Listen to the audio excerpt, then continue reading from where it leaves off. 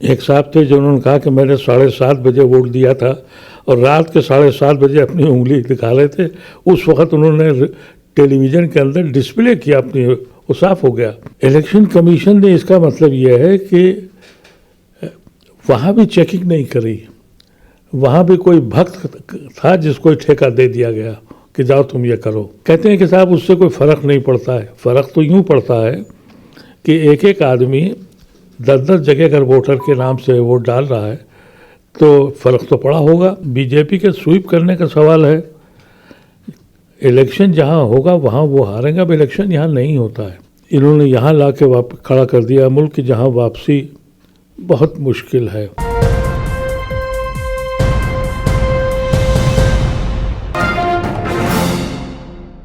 अभी महाराष्ट्र में नगर निगम के चुनाव, बीएमसी के चुनाव हुए हैं, नगर निगम के चुनाव हुए हैं। उसमें पूरी तरह से स्वैप कर रहा है सत्ताधारी पार्टी बीजेपी और उसके सहयोगी दल। कल बड़ी शिकायतें आई हैं, बड़े सेलिब्रिटी हैं जो ये कह रहे हैं कि हमसे जब हम फला बूथ पर पहुंचे तो फिर दूसरे बूथ पर जाना पड़ा, फिर तीसरे पर, लेकिन कहीं पर भी हम वोट नहीं डाल पाए। तो एक बड़ा सवाल ज्ञानेश कुमार के ऊपर खड़ा। और दूसरा एक मामला आया कि कैश बांटा गया, रात भर मिक्सी बांटी जा रही थी। उसके अलावा स्याही को लेकर के एक बड़ा मसला कि इस तरह की स्याही बांटी गई कि उसको हाथ के हाथ रिमूव किया जा रहा था। तो ये एक नया खेल है कि स्याही भी इलेक्शन कमीशन के जरिए जो प्रोवाइड कराई गई थी वो भी ऐसी थी ताकि डुप्लीकेट वोट पड़ सके। जी, कल मैंने भी टीवी पे देख रहा था कि लोग डेमोन्स्ट्रेट कर रहे थे, टेलीविज़न पे आके दिखा रहे थे। टेलीविज़न पे तो एक साहब थे जो उन्होंने कहा कि मैंने 7:30 बजे वोट दिया था और रात के 7:30 बजे अपनी उंगली दिखा रहे थे। उस वक्त उन्होंने टेलीविज़न के अंदर डिस्प्ले किया अपनी, वो साफ हो गया। इलेक्शन कमीशन ने इसका मतलब यह है कि वहाँ भी चेकिंग नहीं करी, वहाँ भी कोई भक्त था जिसको ठेका दे दिया गया कि जाओ तुम ये करो। कहते हैं कि साहब उससे कोई फ़र्क नहीं पड़ता है। फ़र्क तो यूँ पड़ता है कि एक एक आदमी 10-10 जगह अगर वोटर के नाम से वोट डाल रहा है तो फ़र्क तो पड़ा होगा।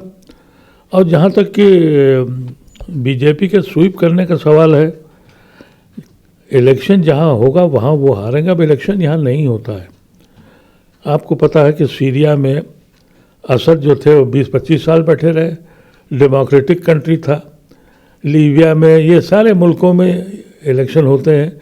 चाइना में होता है, सऊदी वहाँ रशिया में होता है, वही इलेक्शन हो रहा है।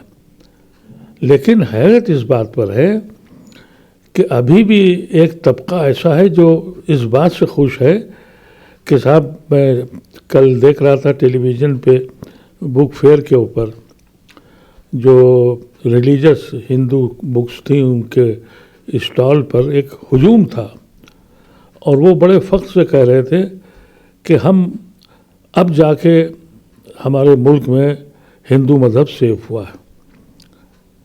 तो जब पढ़ा लिखा आदमी कह रहा है कि हम रिटायर हो गए, अब वो 12 साल हो गए, लेकिन अब हमें फील हो रहा है कि हम अब हिंदू। तो जब ये दीवानापन पैदा हो जाए,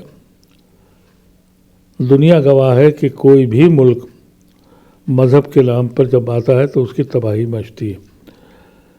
अब इन्होंने यहाँ ला के खड़ा कर दिया मुल्क की जहाँ वापसी बहुत मुश्किल है। और जहाँ तक यही रवैया रहा तो इनको कोई उतार इसलिए नहीं पाएगा कि बहुत से लोगों को आज भी ये गलतफहमी है कि साहब हम पॉलिटिकल पार्टी में चले जाएं, वो कर दें। मैं बहुत ज़माने से कहता हूँ, आपके चैनल पर भी कहा है कि भाई मुसलमानों से कहा है कि तुम्हारा इस मुल्क में हिस्सा लेना बंद कर दो, इसलिए कि हिस्सा लोगे तुम्हें कुछ फ़ायदा तो यूँ नहीं होना है कि तुम जाके करोगे भी क्या और तुम्हारे ऊपर इलेक्शन होता है। लेकिन ये बहुत ख़तरनाक ट्रेंड हुआ जो अभी पुलिस ने इनकार कर दिया कोर्ट के आर्डर को मानने का और ख़ामोशी है उस पर। प्रदीप साहब, जब SIR के ज़रिए और जिस तरह के प्रोसेस हो रहे हैं इलेक्शन को लेकर के, तो क्या सीरियसली कुछ ऐसा सोचना चाहिए विपक्ष को कि एक बार इलेक्शन का बाइकआउट किया जाए? नहीं, ये तो ऐसा मुमकिन नहीं है। उसकी वजह यह है कि ये सियासी लोग जो हैं ये तो पार्टियां बदलते हैं। इसीलिए आज बीजेपी में कट्टरपंथी जो आरएसएस के लोग हैं वो कितने हैं, और बाहर के मुख्तलिफ चोले पहने हुए लोग जो थे वो कितने, वो सब पावर के साथ भागते हैं। और यही लोग हैं जो बाद में डिक्टेटरशिप को भी की तारीफ करेंगे कि हमें कुछ तो मिल जाए। ये बहुत शॉर्ट साइटेडनेस है। लेकिन इतना बड़ा मुल्क और जहाँ इतना कल्चर हो, प्लूरल सोसाइटी हो, ज़बानें मुख्तलिफ हों, मज़हब मुख्तलिफ हों, बटा हुआ मज़हब हो, बिरादरियों में बटा मज़हब हो, वो कैसे डिक्टेटरशिप में चल पाएगा? ये एक बहुत बड़ा सवाल है। हमारी ज़िंदगी में नहीं, लेकिन अगर यही रवैया रहा तो हर सूबा अपनी ज़बान के लिए अपने को अलग महसूस करेगा। लड़ाई ज़बान पे आपको पता ही है, यूरोप में ज़बान से लड़ाई हो गई, पूरा यूरोप बट गया, फ्रांस बट गया, इटली बट गया, सब अपनी अपनी ज़बानों पर। तो क्या आप समझते हैं कि तमिलनाडु में जो ज़बान बोली जाती है वो छोड़ देंगे? उन पे जो हिंदी आप मुसल्लत कर रहे हैं मान जाएंगे? उड़ीसा में उनकी अपनी ज़बान है, बंगाल में उनकी अपनी ज़बान है, और आप तो बंगाल के नाम पर, बंगाली ज़बान के नाम पर यहाँ पूरे हिंदुस्तान में घुसपैठी ढूंढ रहे हैं आप। ये वापसी की मुझे उम्मीद बहुत कम है।